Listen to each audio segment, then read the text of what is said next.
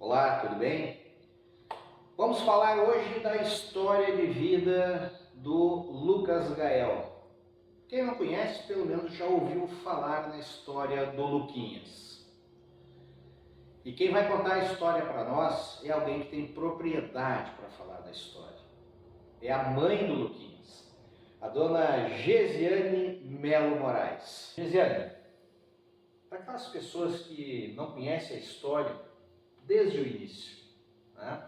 Da gravidez, como é que foi a questão da gravidez do Gael? Eu fiquei sabendo aí que teve problemas, né?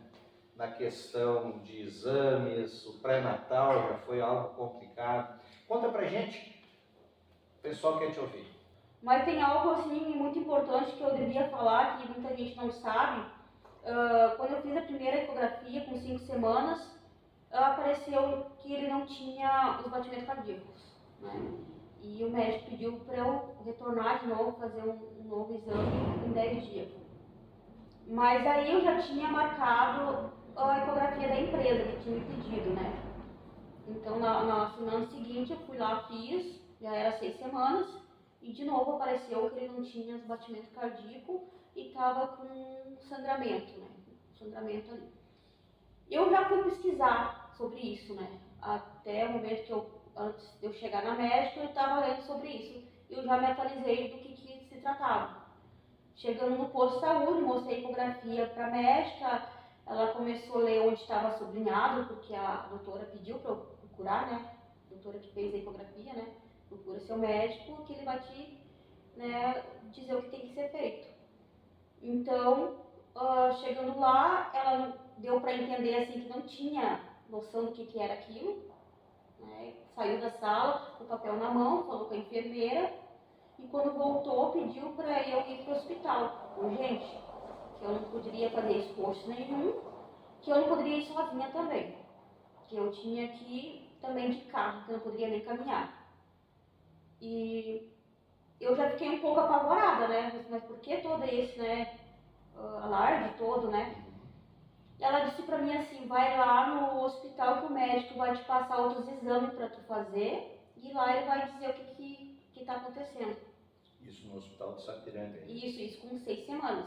E esse exame morfológico tu fez aqui em Sapiranga? Eu fiz depois mais pra frente. Ah tá, foi depois. Foi depois. Então chego lá no hospital, sou atendida pelo médico, né? E ele faz o procedimento que geralmente fazem, né? As grávidas, mandam fazer o exame de toque, né? E ele me disse assim, primeiro ele leu a ecografia, né? Teu útero tá fechado. Daí eu disse, então tá ótimo, né? Tá tudo bem? Ele disse, não tá tudo bem. Eu disse, mas ele tá fechado. Ele disse, não, mas tu não viu a ecografia? Ele tá com sangramento ali, tu tá com sangramento e não tem batimento cardíaco.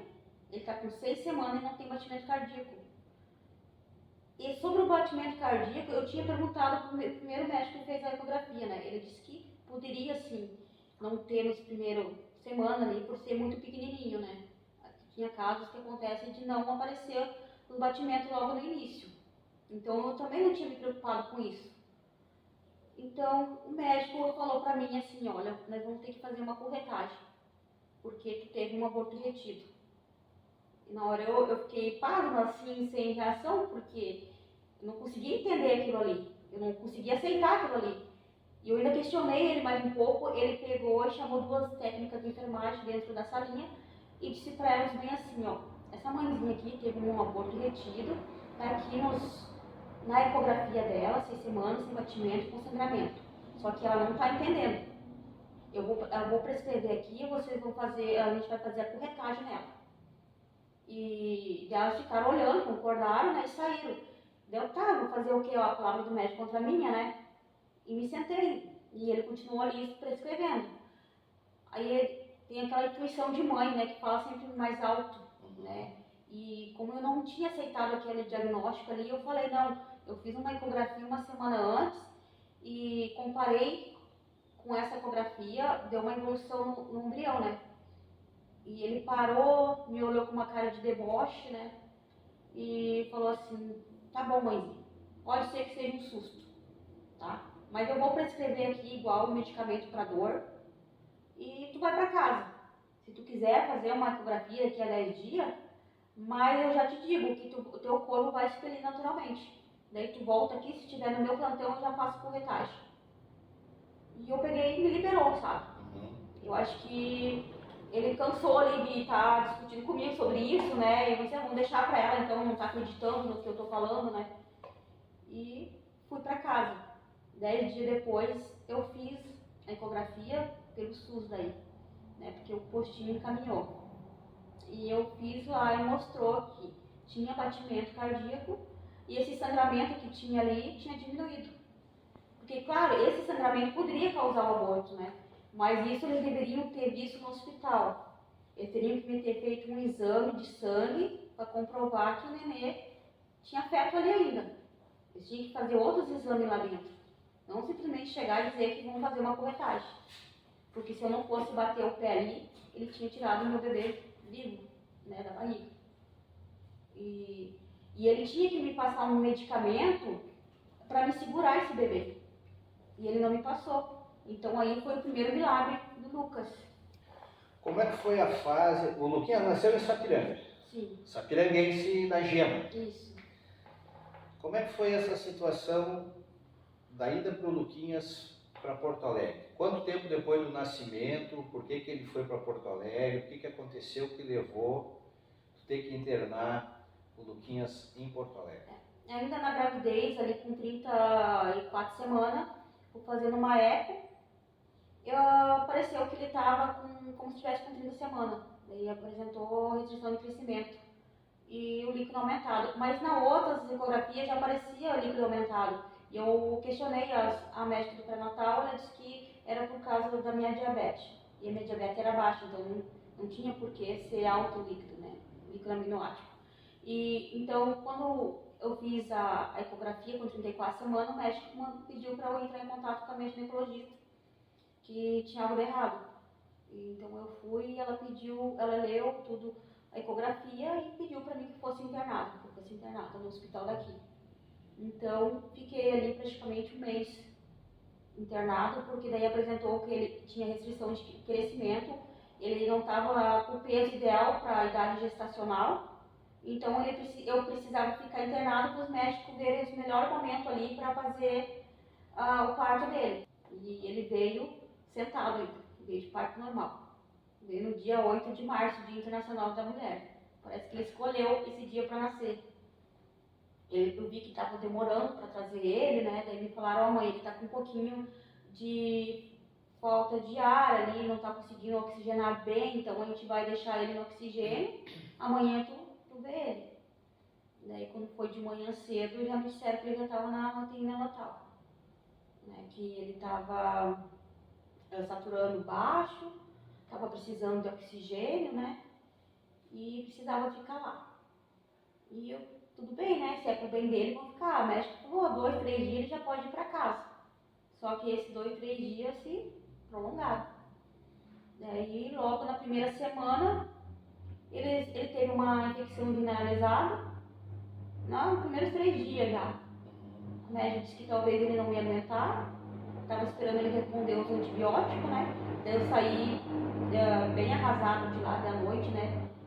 Porque lá a gente tinha um certo horário para ficar, não é que nem em Porto Alegre que a gente podia ficar direto. Fui para casa, não consegui dormir, fui preocupada pro hospital de novo, né?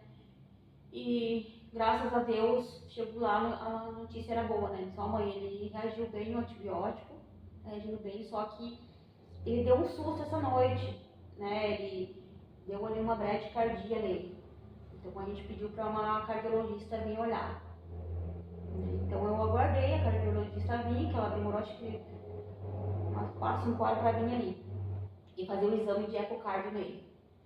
Daí foi visto que ele tinha um furo no coração, um sopro, né? Então ela veio perguntar para minha mãe, tu não foi feito ecocardio na sua gravidez, no seu pré-natal? Eu disse, não, nunca me pediram, não sei se tinha que pedir ou não, né? Mas não foi pedido, né? Pois então, ele está com um furinho no coração, é uma doença comum nas crianças, tem criança que vive a vida toda, né? Tem adulto com isso, não precisa ser feito nada. mas tem que ter o acompanhamento.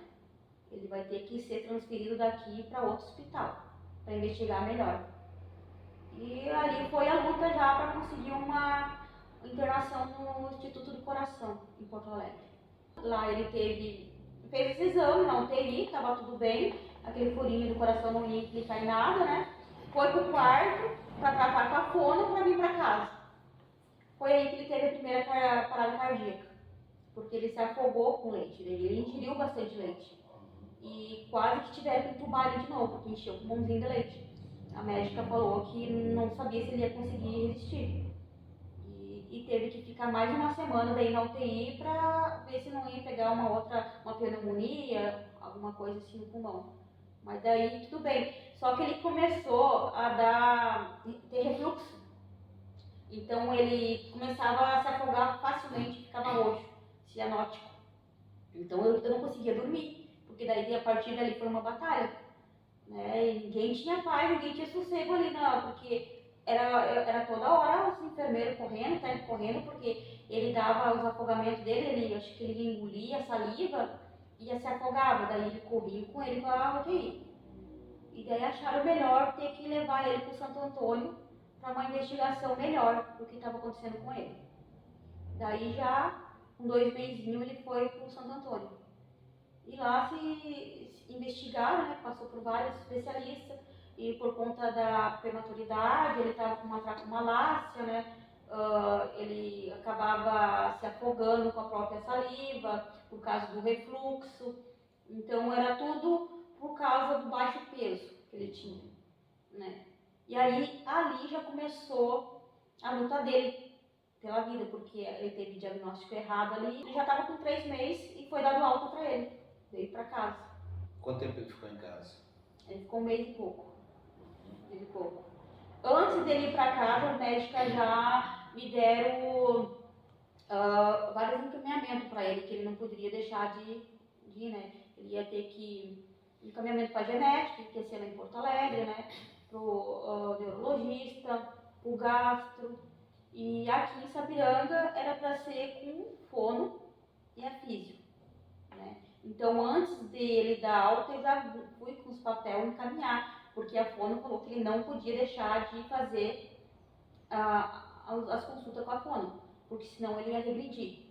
Ele precisava sair da sondinha para tomar na mamadeira, porque assim ia poder pegar peso.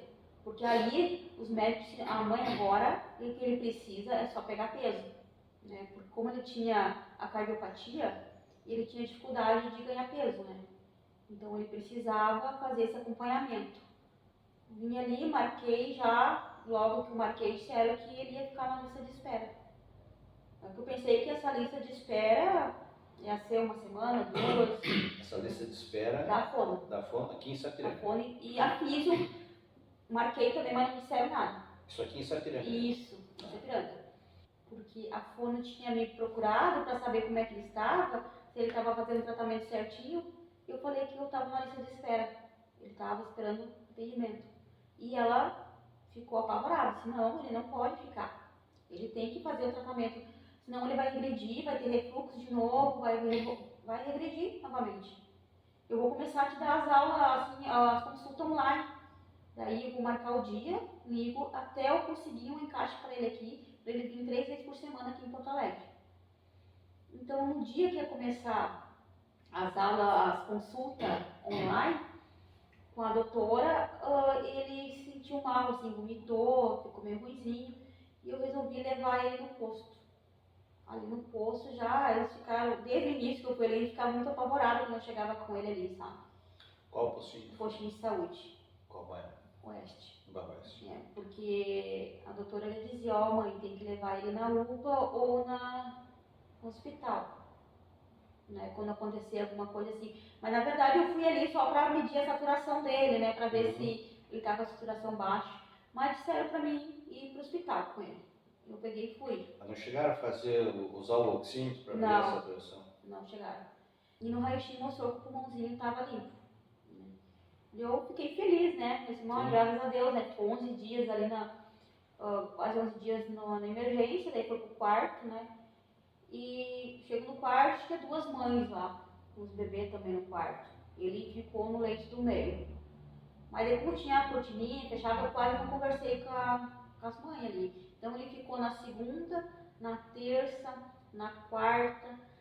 Daí quarta de manhã o médico disse, mãe, tá tudo ótimo com o Lucas Gael, né? A gente vai dar alta amanhã, aí eu vou diminuir um pouquinho do oxigênio e amanhã de manhã ele já pode ir para casa. E daí eu fiquei super feliz com isso, né? E acabei conversando com as mães que estavam ali, né? E elas me perguntaram, porque ele chamava muita atenção, porque ele era muito pequenininho. Ele com 3 meses, ele parecia, já estava com, na verdade, com 5 meses já. Aparentava ter recém-nascido, ser um recém-nascido. Bem pequenininho, tinha 3 quilos e pouco ainda. E elas perguntaram sobre ele, né? O que ele tem, o que ele veio fazer aqui. E eu falei, não, ele veio tratar um resfriado, mas já está melhor, né? E vai para casa. E conversa com elas, falaram, ó, nosso bebê aqui está com pneumonia, né? E nós estamos separados dos quartos das outras mães, dos outros bebês, por causa do contágio. E na hora, assim, eu não me flagrei, não achei, porque o médico estava tudo bem com ele, né? Então eu não me preocupei tanto. E aí a tardinha foi pra casa pra ajeitar as coisinhas dele pra no outro dia buscar ele, né? E o pai dele me liga durante a noite dizendo que ele tava com febre e vômito. Daí já fiquei mal de novo, né? Então, uma hora a gente fica feliz, outra hora a gente fica mal, e foi assim, desde que ele nasceu. E quando eu cheguei lá, ele já tava com oxigênio a 3 litros. Daí já estava com 40 graus de febre. Daí eu falei para eles, olha, eu vou pegar uma ambulância, eu vou pegar a ambulância por fora ali, e vou levar ele direto na emergência do Antônio. Eles, mãe, acho que vai ter que ser feito isso mesmo, né? Mas espera um pouquinho. Isso tudo aconteceu no hospital de Sapiranga? Isso já na segunda internação dele. Tá. Na segunda internação. A questão de estar no quarto com outras crianças com pneumonia foi em Sapiranga? Isso, foi em Sapiranga. Então a gente já começa a se sentir mal, já a pensar no pior, né? E ela disse que ela foi bem sincera comigo em dizer, mãe, o vírus que ele pegou não tem medicamento, não tem medicamento para o vírus, o tratamento é só com ventilação e o organismo dele tem que reagir, porque senão ele, né, pode vir a óbito, ainda mais entubado. E eu vou dizer para ti, olha, eu dou 2 dias para ele. 2 dias de vida, porque eu vou dizer assim, ó, criança saudável quando pega esse vírus, o vírus VSR, já é fatal. Para ele que é cardiopata prematuro, ele não tem muitas chances. Eu já vou te avisando agora para te preparar para o pior. Qual foi a sensação de receber essa notícia? Eu chego a me arrepiar toda aqui, porque eu pensei que eu ia perder ele, sabe? Porque a única coisa que vem na cabeça da gente é orar. Orar e pedir a Deus nisso. E já pediram para eu ligar pro pai dele, né? Qual foi o momento lá no hospital de Porto Alegre, passando por toda essa situação, ter ouvido que o Luquinhas tinha 2 dias de vida, né? Qual foi o momento mais crítico para ti? Teve assim, os altos e baixos, né? Então, logo nós chegamos ali, nessa segunda internação, já a médica deu 2 dias, né? Então eu me agarrei em Deus ali. Comecei a orar, porque ela disse que dependia muito dele, né? Dependia dele, da ventilação, né? Mas muito mais dele, sabe? Muito mais dele. E ela não deu nenhuma expectativa de vida para ele, porque além dele ser prematuro, cardiopata, né? E ser baixo do peso, e estava com um vírus fatal no corpo dele. Um vírus que não tinha como saber quando que ia sair, né? E ali eu me agarrei em Deus, orava todo dia. Orava, pedia a Deus para não acontecer nada com ele, sabe? E Deus me atendeu naquele momento ali, que ele começou a reagir.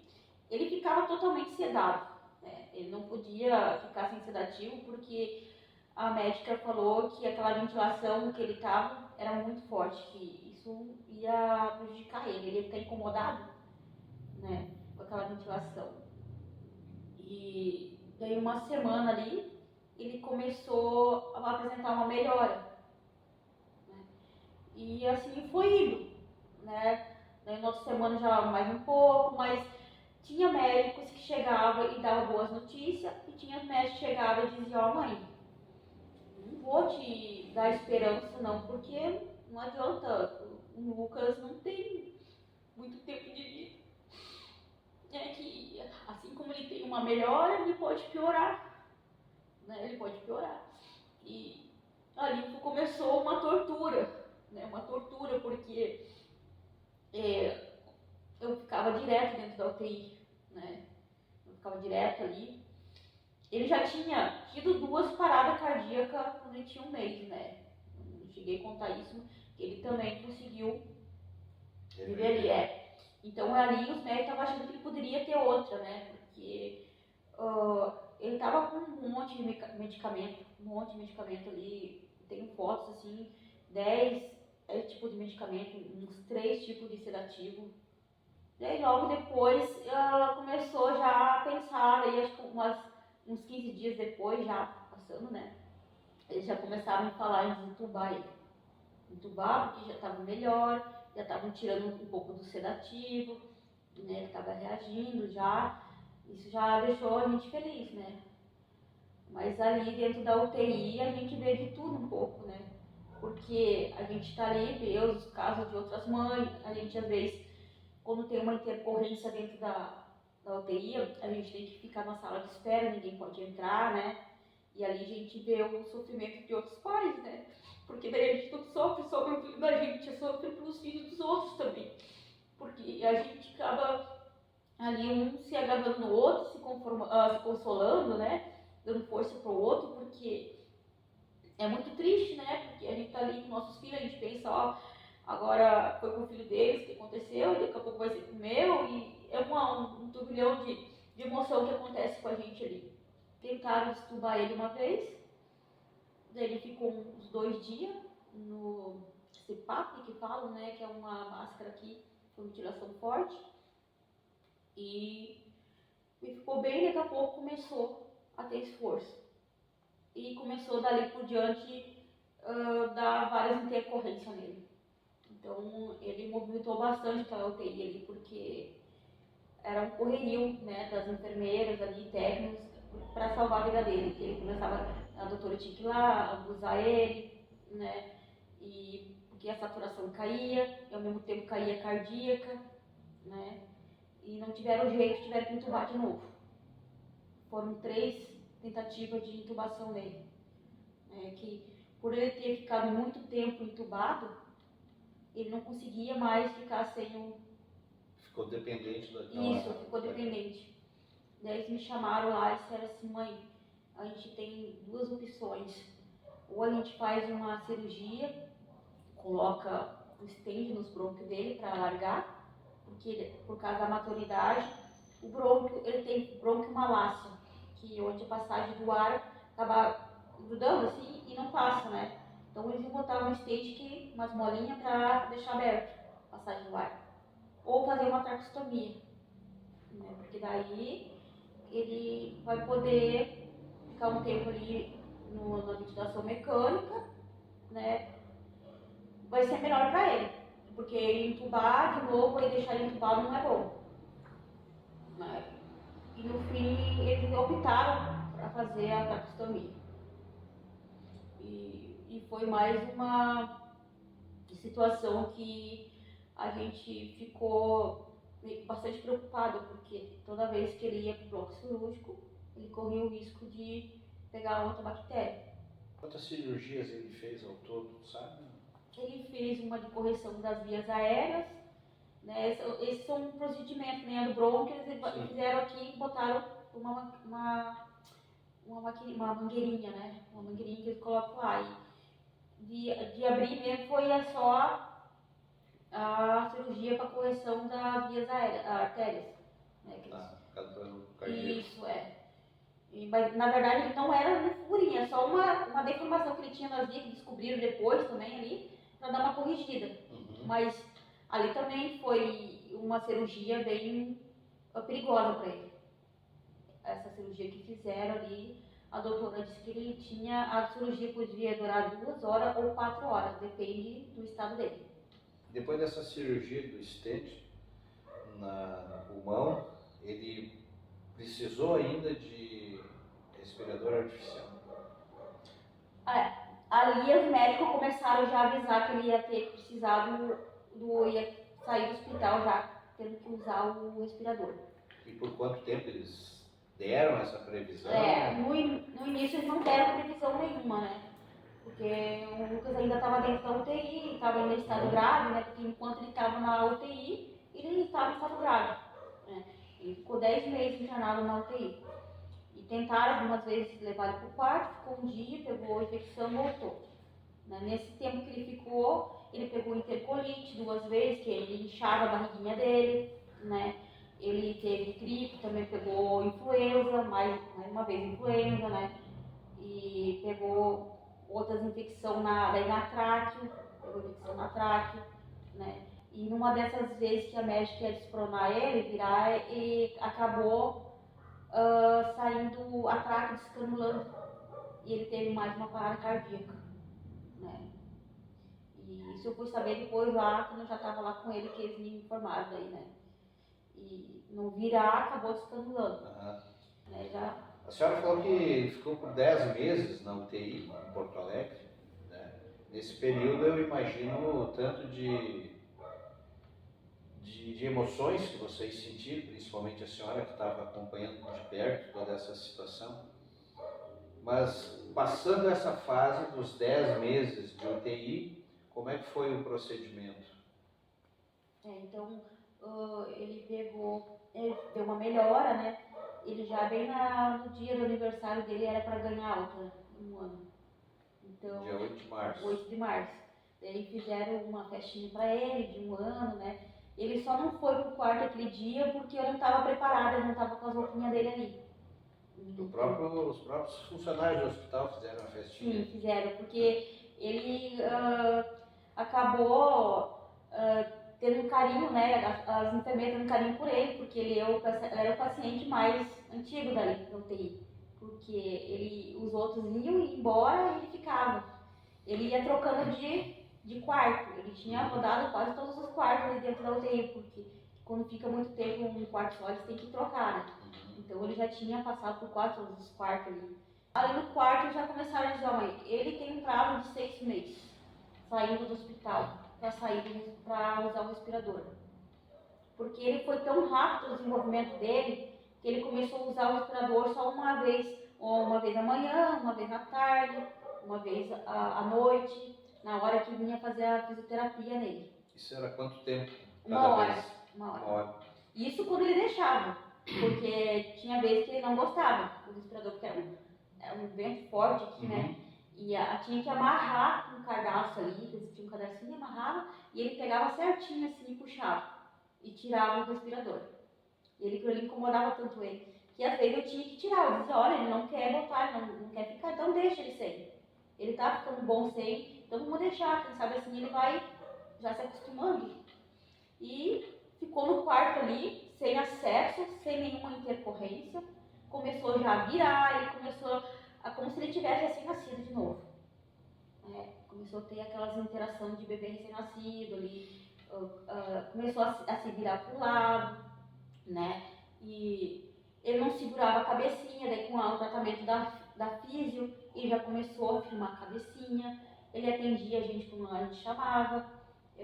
Os médicos sempre me diziam, mãe, a gente não sabe o que o Lucas vai acontecer com o Lucas, né? Porque ele teve 4 paracardias, teve várias intercorrências e tal. A gente não sabe se ele vai interagir, se ele é uma criança que vai ser ativa.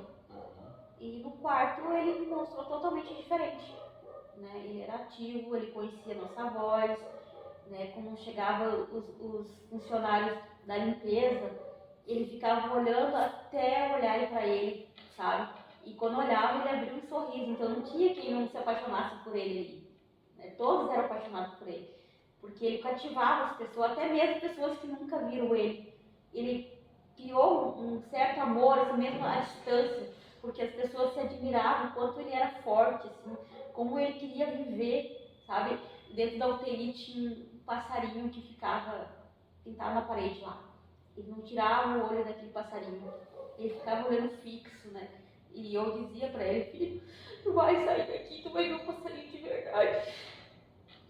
A mãe vai te mostrar um passarinho de verdade. Seja forte, espera, falta pouco pra nós ir pra casa. E como é que foi essa batalha para conseguir, ou melhor, que acabou não conseguindo, né, infelizmente, esse home care, esse respirador artificial pro Luquinhas? Então, aí que eu levei um baque, sabe? Porque quando o advogado me disse que a prefeitura tinha negado e o Estado, daí eu já comecei a me apavorar. Porque até então eu estava esperando pacientemente pela justiça, né? E os médicos vinham me dizendo, mãe, não te preocupa, porque com a situação do Lucas eles vão ceder.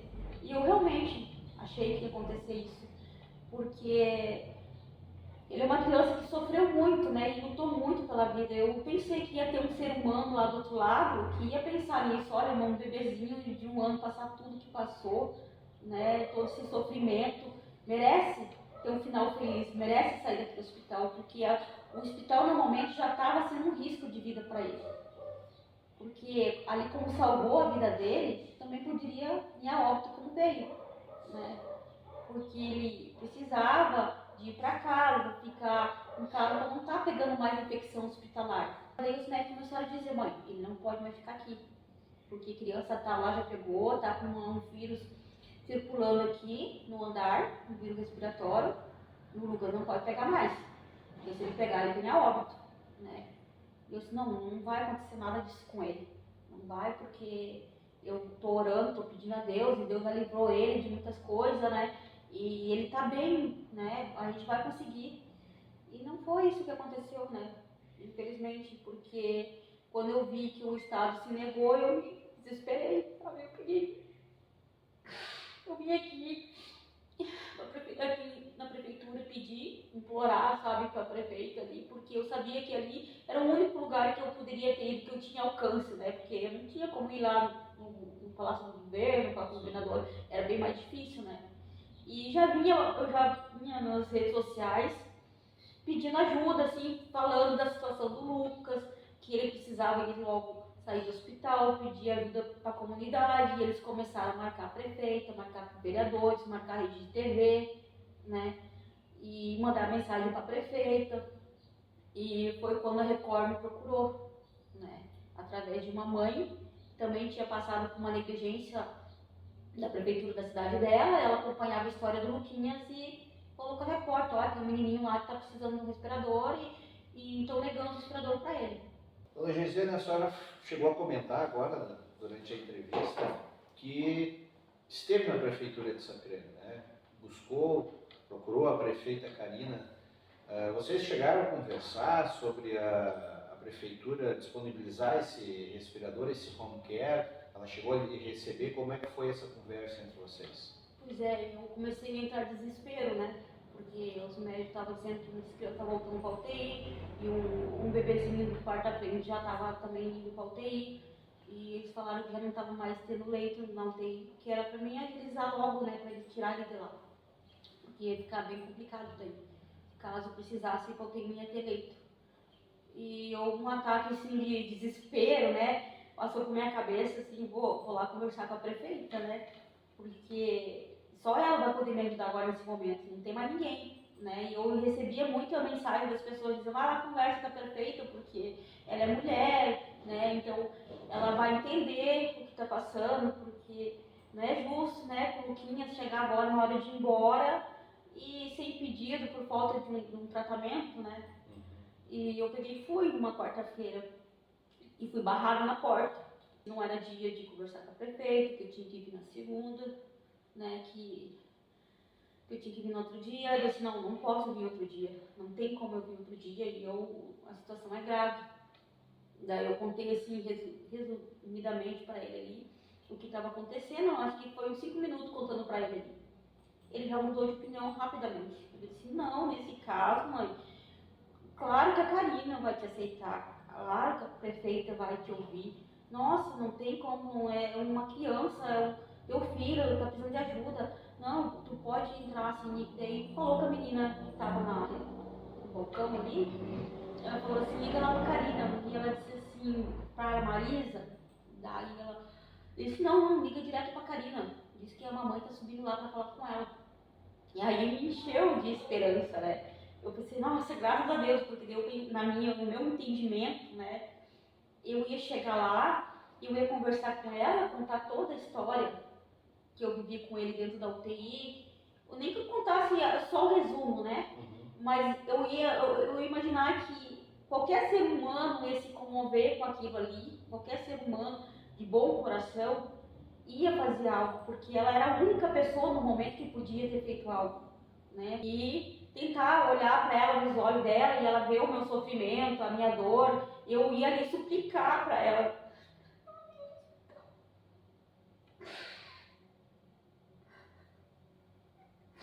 Eu fui ali achando que eu ia falar com um ser humano, sabe? Que ia entender toda a nossa luta, toda a nossa história pela vida, todo o sofrimento que a gente teve, né?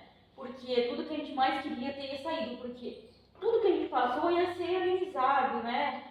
Ia ser recompensado vendo a evolução dele, ele se desenvolvendo, né? Porque, que nem os médicos disseram, depois que tá em casa, mãe, ele só vai 6 meses por aí, já nem usa mais o respirador.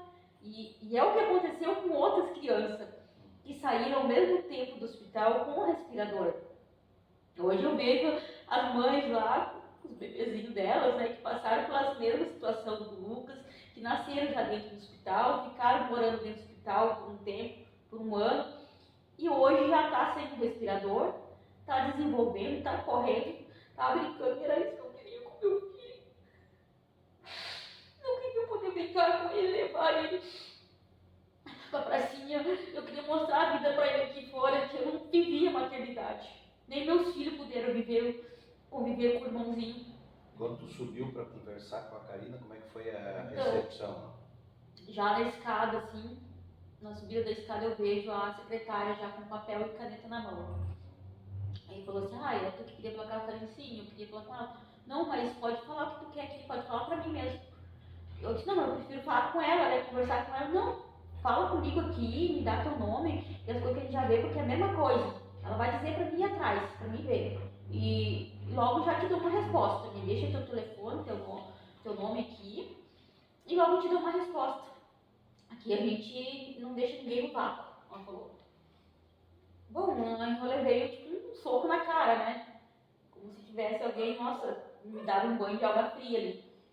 E eu pensei que eu conversando com ela, Sim. seria, né? Mesmo porque ela já estava a par da situação, né? Ela sabia de quem se tratava. Sabia que eu era mãe do Luquinhas. Que muita gente já estava nas redes sociais marcando ela, mandando mensagem para ela. Então essa foi a esperança que eu tive. Porque eu pensei assim, não, ela já sabe da história. Agora a minha mãe ali contar para ela, pode ser que ela se emocione, né? E faça alguma coisa. E a prefeita Karina chegou a te procurar ou a te responder na rede social? Nunca me respondeu. Então, na verdade, tu não conseguiu conversar com a prefeita Não Karina? Consegui. Por isso que eu cheguei até ir lá na prefeitura, porque não, vou pessoalmente, já que não estou conseguindo, né? Eu vou pessoalmente lá falar com ela. Tá, daí tu não conseguiu falar com ela, Não deixou o consegui. recado para a secretária, Isso. daí tu foi embora. Fui pra casa. 2 dias depois eles me responderam. Dizendo que não tinha, por meios legais, como conseguir o tratamento, que não era só o respirador, era o home care, né, que infelizmente não podia fazer nada, que era para me ter fé, que não ia acontecer nada com o Luquinhas. E eu falei, não, o Luquinhas... Essa frase de que foi era para tu ter fé, que não ia acontecer nada, quem é que te respondeu isso? a secretária. A secretária. Isso. Tá, depois mais esse baque que a senhora levou, de não ser recebida pela administração, de receber 2 dias depois uma mensagem dizendo que não poderiam fazer nada. Qual é que foi o processo? Ela voltou a Porto Alegre, no hospital? Eu voltei, né, e daí isso no início do mês, quando foi ali dia 8 de maio, eu fui à prefeitura ali pro 2, 3 de maio. Aí quando foi dia 8 de maio, por aí, quando a Record já ia começar a fazer as reportagens, meu advogado liga dizendo que o juiz tinha determinado 48 horas para a prefeitura pagar o tratamento, né? Então eu fiquei super feliz, pronto, né? Todo mundo comemorou, né? Porque estava todo mundo na torcida pelo Lucas, né? Quem acompanhava ele, os seguidores dele, as pessoas da página dele, que eu via sempre dando informação sobre ele, estavam todos comemorando. Até eu acho que eu liguei para ti e te passei, né? E então ficamos felizes, né? E eu contando que os dias, as horas, né? E já fui pra casa, ajeitar o cantinho dele, arrumar as coisinhas dele, né? Pegar roupinha, tudo pra ele. E infelizmente não foi isso que aconteceu. Não cumpriram a determinação. Não, quando passou os 3 dias, naquele dia eu falei pro advogado, ó, já deu 3 dias. Ele disse, não, até meia-noite, vamos esperar, porque daí o juiz já tinha bloqueado as contas da prefeitura, né? Já tinha bloqueado ali. E eu pensei, não, tá bloqueado, tá tudo certo, então vai pra frente. Só que eles contestaram, né? Eles contestaram que a obrigação seria do Estado pagar. Que é o Estado que tinha que resolver tudo isso. E com essa demora, né, acabou o Lucas ficando mais tempo no hospital. Só que daí o juiz ali nesse já tinha determinado que ele tinha que pagar e deu, e ponto final, né? Não tinha mais conversa ali. Não cumpriram o prazo determinado pelo juiz. Se passaram 5, 6, 7 dias e nada, 8 dias e nada, e até que o Lucas pegou outro vírus, né? Aquele que os médicos estavam temendo. Isso me fez pensar como pode um ser humano ser tão ruim. Tão ruim porque a única pessoa que podia ter feito algo pela vida dele não fez nada. Foi totalmente ignorante, assim, ignorou totalmente o sofrimento dele, não teve respeito pela nossa luta. Ela foi fria, né? Foi fria porque sabia da repercussão que estava dando, sabia que muita gente estava chamando ela no mensagem, no direct ali, falando para ela dar um jeito de salvar a vida do Lucas, né? A gente salvar é arrumar o dinheiro, né? Arrumar o dinheiro, até mesmo ter alugado o tratamento, né? Ter ido procurar, assim como ela fez na Festa das Rosas, quando foi impedido o show ali, né, pelo MP, os valores que ela não podia ter gastado, no mesmo dia ela não conseguiu liberar em Brasília. E por que ela não fez isso pro meu filho? Por que no mesmo dia ela não ligou lá, ó, vou pedir para um deputado conseguir esse aparelho, vou conseguir ou esse valor? Então todo mundo fez um pouco, todo mundo ajudou. E quando chegou na parte da prefeitura fazer a parte dela, ela negou a vida pro meu filho. Ela não permitiu que meu filho viesse para casa, sabendo da situação. Na verdade, eu acho que a prefeita nem chegou a ler o processo, sabe? Não teve a par do processo, porque se ela fosse ler o processo, ler os laudos médicos, acho que qualquer ser humano ia fazer algo para salvar ele. Porque no momento ali era só ela que tinha o poder de assinar. Assinar, não, vou liberar esse dinheiro, ou eu vou conseguir esse dinheiro, vou fazer alguma coisa. Porque eu vejo ela muito falar que cuida das pessoas, né? Então, esse era o momento dela mostrar que cuida das pessoas. Porque agora eu não sei o que é o cuidar das pessoas para ela, né? Porque ela teve essa oportunidade de cuidar do meu filho, salvar a vida de uma criança, porque no momento era só ele, que eu saiba, na cidade, que estava precisando desse tratamento. E o que mais revolta é que ele poderia ter morrido numa intercorrência, no meio de uma cirurgia, né? Mas não ter morrido por esperar um tratamento, não ter morrido daquela maneira, do jeito que ele foi. E a médica dele chega pra mim e disse assim, no dia que ele faleceu, eu com ele nos meus braços, ela disse, mãe, sinto muito, mas todos nós aqui estávamos acreditando que ele ia para casa, que ele ia conseguir esse aparelho. A minha revolta é por isso, por causa dessa injustiça. Eu quero fazer um alerta para as pessoas abrirem os olhos, ainda mais agora na época de eleições, sabe? Ainda mais na época de eleições, para cuidarem para quem vocês vão votar, cuidarem para não vender seu voto, porque um voto vendido custa a vida de uma criança, assim como custou a vida do meu filho. A gente tem que pensar não só no seu próprio umbigo, não pensar só na sua própria... Eu não consigo falar.